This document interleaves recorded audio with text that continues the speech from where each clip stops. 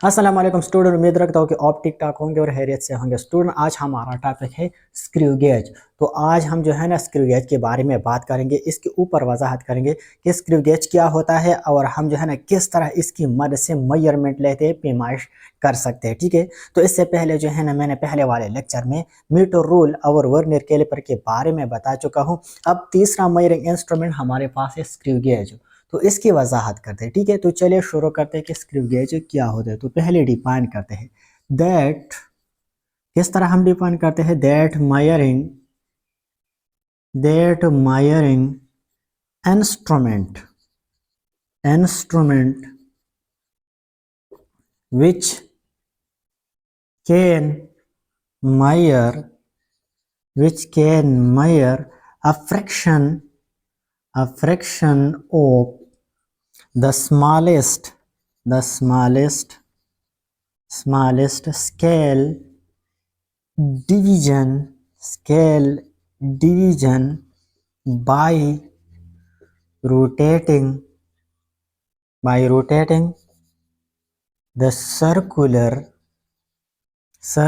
scale over the main scale is called screw gauge। किस तरह हम डिफाइन करते हैं that measuring instrument which can measure a fraction of the smallest scale division by rotating the circular scale over the main scale। यानी OP माइशी आला जो कि हमारे पास स्मॉलेस्ट स्केल डिवीजन का जो है ना एक हिस्सा, एक फ्रैक्शन जो है ना नाप सकता है। किस तरह, जब हम इसका सर्कुलर स्केल जो है ना मेन स्केल के ऊपर जो है ना रोटेट करते हैं, इसको सर्कुलेशन देते हैं, तो ये इस पर जो स्मॉलेस्ट स्केल डिवीजन लगे होते हैं, मार्किंग लगे होते हैं, इसका एक फ्रैक्शन, एक छोटा सा हिस्सा जो है ना नाप सकता है। ये हमारे पास होता है स्क्रू गेज। ठीक है, ये जो है ना वर्नियर कैलिपर से भी कम पैमाइश कर सकता है। ठीक है, अब इसका दूसरा डेफिनेशन क्या है, हम इसका दूसरा डेफिनेशन भी कर सकते हैं। दूसरा डेफिनेशन क्या होता है, इससे और भी क्लियर हो जाएगा। हम इस तरह डिफाइन करते हैं कि दैट मायरिंग इंस्ट्रूमेंट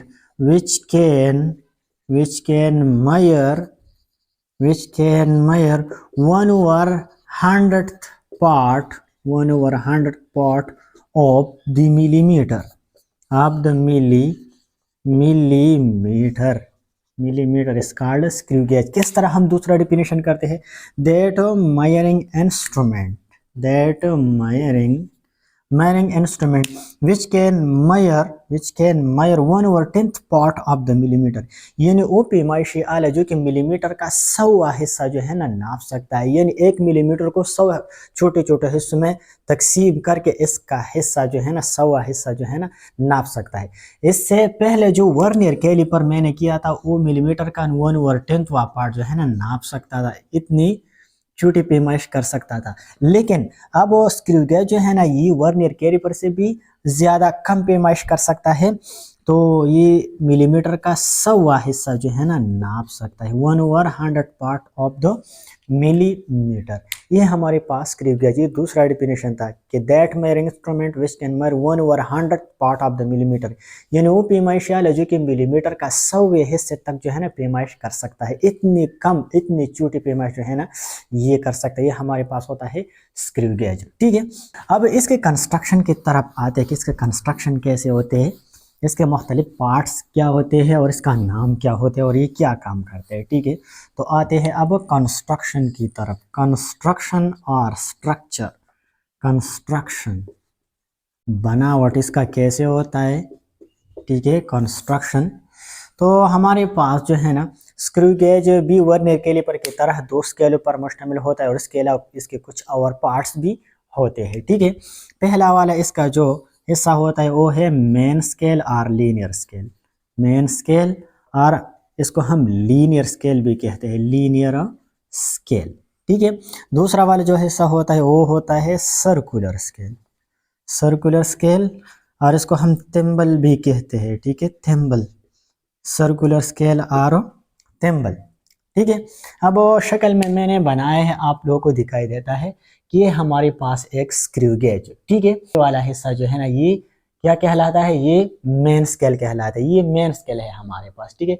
इसको हम लीनियर स्केल भी कहते हैं, मेन स्केल के अलावा इसको हम लीनियर स्केल भी कहते हैं, लीनियर स्केल, ठीक है।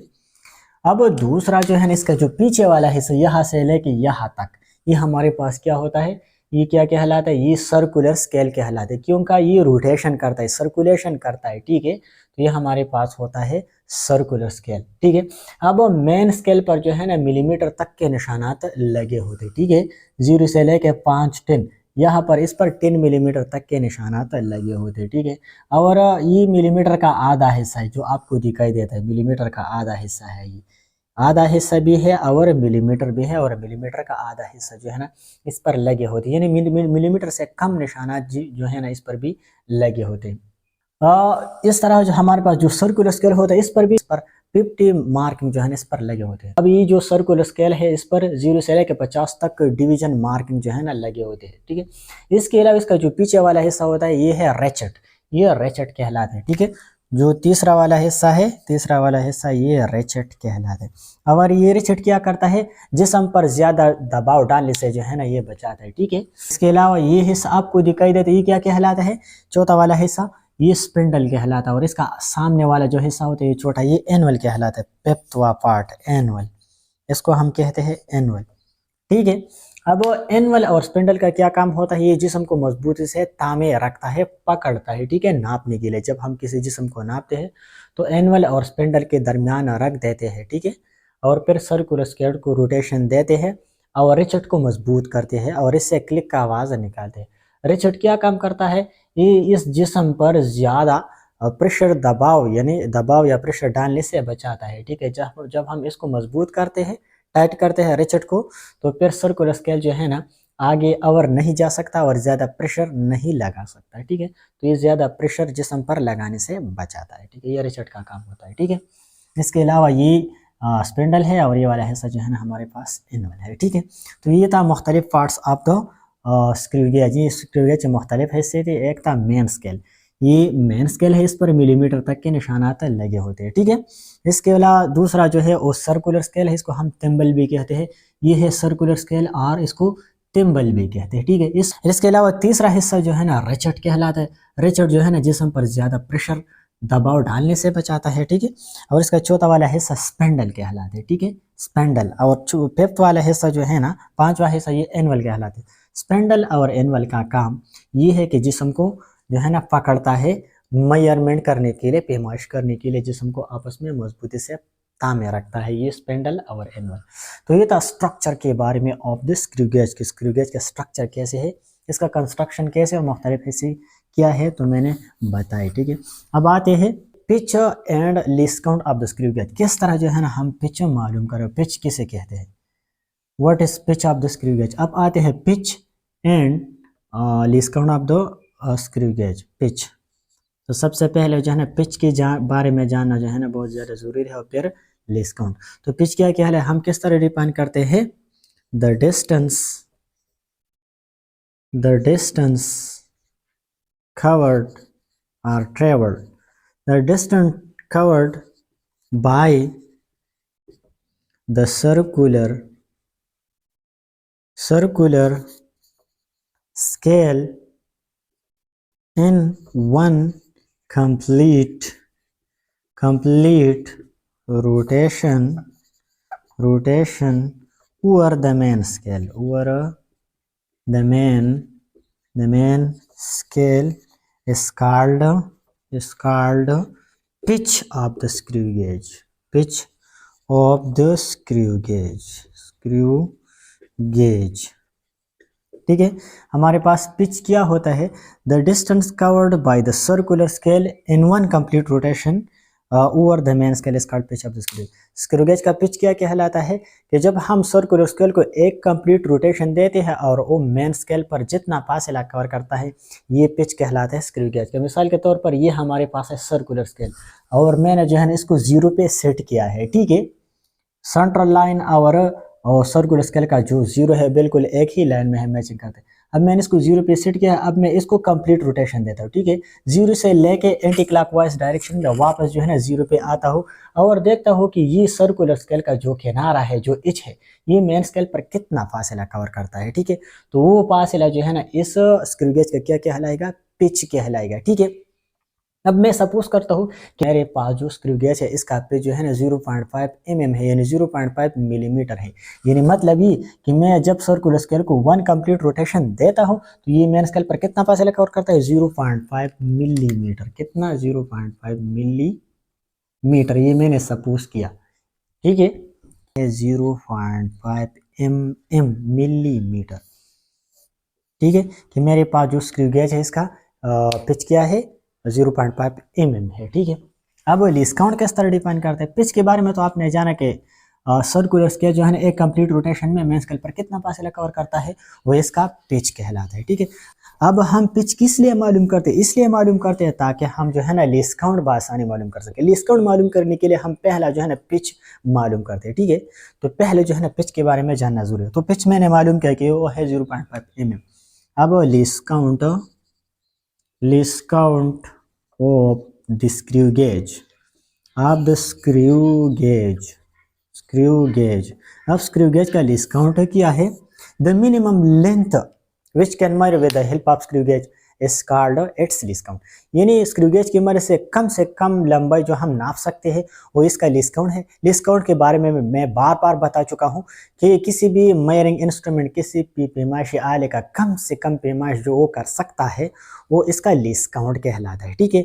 वर्नियर कैलिपर का जो था वो था हमारे पास 0.1 mm था और ये है 0.01 mm। इसका जो है ना हमारे पास लीस्ट काउंट है, ठीक है। अब हम इसकी लीस्ट काउंट जो है ना मालूम करना चाहते हैं, ठीक है। तो मालूम करते हैं, ठीक है। तो किस तरह मालूम करेंगे, least count of the screw gauge pitch divide by total number of division on the circular scale. Total number of division on the circular scale. अब लीस्ट काउंट के लिए फार्मूला क्या है स्क्रू गेज का, तो स्क्रू गेज के least count के लिए फार्मूला ये है कि पिच को हम क्या कर लेंगे, total number of division on the circular scale. हम पिच लेंगे और सर्कुलर स्केल पर जितने भी डिवीजन लगे होते इसका जितना तादाद होता है इस पे हम डिवाइड कर लेंगे। तो इससे जो है ना क्या हासिल हो जाएगा, उसका लीस्ट काउंट जो है ना हासिल हो जाएगा, ठीक है। तो यहाँ पर मैंने पिच मालूम किया है कि वो क्या है, वो कितना है, वो है 0.5 मिलीमीटर है। और total number of division on the circular scale वो कितना है, वो 50 है, 0 से लेके 50। जब हम एंटी क्लॉकवाइज डायरेक्शन में जाते हैं तो 0 से लेके 50 तक इस पर मार्किंग जो है ना डिवीजन लगे होते हैं। तो इस पर टोटल नंबर ऑफ डिवीजन कितने हैं हमारे पास, वो 50 है, ठीक है। तो हम क्या कर लेंगे, हम जो है ना इसकी पिच को 50 पर डिवाइड कर लेंगे, ठीक है। तो पिच कितना था लीस्ट काउंट निकालने के लिए, पिच हमारे पास था 0.5 mm जो कि मैंने पहले मालूम किया था। और total number of division of the circular scale कितना है, वो है 50, हमारे पास 50 है। तो 0.5 को 50 पे डिवाइड करके हम क्या हासिल करते हैं, 0.01 मिलीमीटर। ये है लीस्ट काउंट हमारे पास किसका, ये है स्क्रू गेज का लीस्ट काउंट 0.01 मिलीमीटर। यानी ये मिलीमीटर का 100वां हिस्सा जो है ना नाप सकता है, 100वें हिस्से तक इसकी पैमाइश कर सकता है। और वर्नियर कैलिपर का जो था वो था 0.1 mm, यानी वो मिलीमीटर के 10वें हिस्से तक पैमाइश कर सकता था और कम नहीं कर सकता था। यानी मिलीमीटर के 100वें हिस्से तक पैमाइश कर सकता है, यानी वर्नियर कैलिपर से स्क्रू गेज ज्यादा कम पैमाइश कर सकता है, ये इससे भी कम पैमाइश कर सकता है, ठीक है। तो ये इसका लीस्ट काउंट है, ठीक है। लीस्ट काउंट के बारे में भी आपने जाना कि इसका लीस्ट काउंट हमारे पास 0.01 मिलीमीटर है या 0.001 सेंटीमीटर भी है, ठीक है। ये और ये दोनों एक ही है, ठीक है। या तो ये तो मैंने सेंटीमीटर में जाहिर किया और ये मिलीमीटर में है, ठीक है। तो ये लीस्ट काउंट के बारे में, ठीक है। तो आपने स्क्रू गेज की लीस्ट काउंट के बारे में भी जाना कि लीस्ट काउंट कैसे मालूम करेंगे, पिच को लेंगे और इस पर total number of division on the circular scale इस पे डिवाइड करेंगे। यानी सर्कुलर स्केल पर कितने नंबर ऑफ डिवीजन है, 50 है, 20 है, 30 है, इस पे डिवाइड कर लेंगे पिच को। तो इससे लीस्ट काउंट मालूम हो जाएगा। और पिच कैसे मालूम करेंगे, तो मैंने बताया सर्कुलर स्केल को 0 पे सेट करके एक कंप्लीट रोटेशन दे दे और फिर देखे कि इसका एज जो है ना मेन स्केल पर कितना फासला कवर करता है, वो इसका होगा पिच, ठीक है। तो ये था पिच और लीस्ट काउंट के बारे में। अब आते हैं स्क्रू गेज की मदद से हम कैसे मेजरमेंट लेंगे, कैसे पेमाइश कर लेंगे, ठीक है। तो तीसरा क्या है, how to measure how to measure how to measure with the help of screw gauge, with the help of screw gauge, ठीक है। स्क्रू गेज की मदद से कैसे पैमाइश ले, किस तरह जो है ना इसकी मदद से मेजरमेंट ले, तो इसके लिए कुछ स्टेप है कि ठीक है। स्टेप नंबर फर्स्ट क्या है कि note the pitch and least count of screw gauge का पिच और लीस्ट काउंट जो है ना पहले मालूम करें। वो तो मैंने मालूम किया कि पिच हमारे पास 0.5 मिलीमीटर था और लीस्ट काउंट वो भी मैंने मालूम किया, वो था हमारे पास 0.01 मिलीमीटर। पहला स्टेप तो हो गया कि पिच और लीस्ट काउंट जो है ना नोट कर ले। इसके बाद क्या कर ले, सेकंड स्टेप क्या है कि close the screw gauge and note the zero error, ठीक है। सेकंड स्टेप क्या है कि स्क्रू गेज को जो है ना मुकम्मल क्लोज करे, एनुअल और स्पिंडल को आपस में मिला ले और इसमें जीरो एरर जो है ना इसको नोट कर ले, ठीक है, जीरो एरर। अब ये मैं भूल चुका हूँ कि ये सेंट्रल वाला लाइन जो है ना मेन स्केल पर जो सेंट्रल वाला लाइन होता है इसको हम कहते हैं डेटा लाइन और सेंट्रल लाइन, ठीक है। ये दरमियान वाला जो लाइन होता है मेन स्केल पर इसको हम डेटम लाइन और सेंट्रल लाइन कहते हैं, ठीक है। अगर सर्कुलर स्केल का जीरो मेन स्केल के सेंट्रल लाइन के साथ मैचिंग करता हो, बिल्कुल एक ही सीधी लाइन में हो, तो फिर इसमें किसी किस्म का जीरो एरर नहीं होगा। तो मैं सपोज करता हूँ कि मेरे पास एक ऐसा स्क्रू गेज है कि बिल्कुल नया है, इस्तेमाल नहीं हो चुका है और इसमें किसी किस्म का जीरो एरर नहीं है, ये स्टेप भी हो गया, ठीक है। अब तीसरा स्टेप क्या है, ओपन द स्क्रू गेज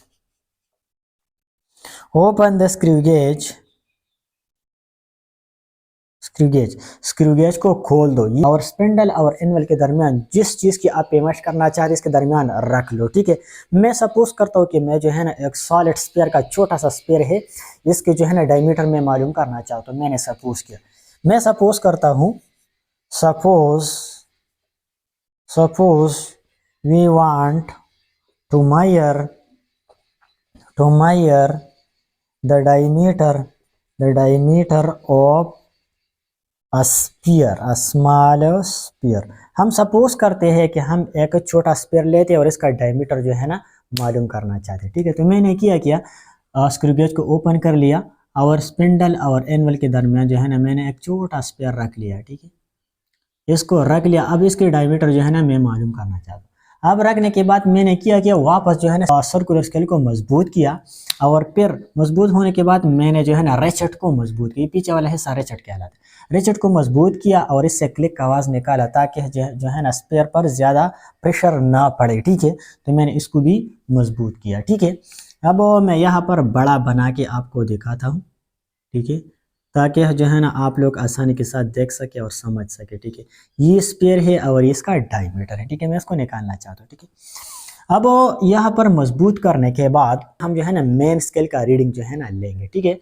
तो यहाँ पर सबसे पहले मैं जो है ना मेन स्केल का रीडिंग लूंगा। अब यहाँ पर मैंने जूम किया है, ठीक है, ताकि आप लोग जो है ना आसानी के साथ समझ सके, ठीक है। अब मैं देखता हूँ कि मेन स्केल का रीडिंग कितना है, ठीक है। स्पेयर रखने के बाद मैं सबसे पहले जो है ना क्या कर लूंगा, मेन स्केल का रीडिंग जो है ना इसको नोट कर लूंगा। तो मैंने देख लिया कि मेन स्केल का रीडिंग सर्कुलर स्केल का किनारा जो है ना वो किधर है, वो जो है ना 5.5 मिलीमीटर से कुछ आगे और 6 मिलीमीटर से जो है ना वो पीछे है। तो इससे पता चलता है कि ये इसका जो मेन स्केल का जो रीडिंग है, और रीडिंग हम किस तरह लेंगे, हम जो है ना सर्कुलर स्केल के एज को देखेंगे कि ये मेन स्केल पर कितना फासला कवर करता है, ठीक है। 5.5 मिलीमीटर से कुछ ज्यादा और 6 मिलीमीटर से कुछ कम है, ठीक है। तो मैं सपोज करता हूँ कि मेन स्केल रीडिंग जो है ना वो कितना है, MSR sir main scale reading और लीनियर स्केल रीडिंग वो कितना है, MSR का मतलब है मेन स्केल रीडिंग, वो है 5.5 मिलीमीटर, ठीक है। मैंने इसको मेन स्केल रीडिंग नोट कर लिया। आप यहाँ पर डायग्राम में भी देखते हैं कि यहाँ पर मेन स्केल का जो रीडिंग है और सर्कुलर स्केल का जो एज है वो 5.5 मिलीमीटर से कुछ आगे पे आया है और 6 मिलीमीटर से कुछ कम आया है।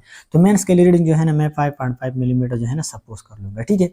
इसके बाद 5.5 मिलीमीटर से जो हिस्सा ज़्यादा है, ठीक है, उसको नापने के लिए हम क्या कर लेंगे, इसके लिए ऐसे कर लेंगे कि सर्कुलर स्केल पर देखेंगे कि सर्कुलर स्केल पर कौन सा नंबर वाला डिवीजन जो है ना सेंट्रल लाइन के साथ, डेटम लाइन के साथ जो है ना मैचिंग करता है, तो उस नंबर को लेके लीस्ट काउंट के साथ मल्टीप्लाई कर लेंगे और मेन स्केल की रीडिंग के साथ जमा कर लेंगे।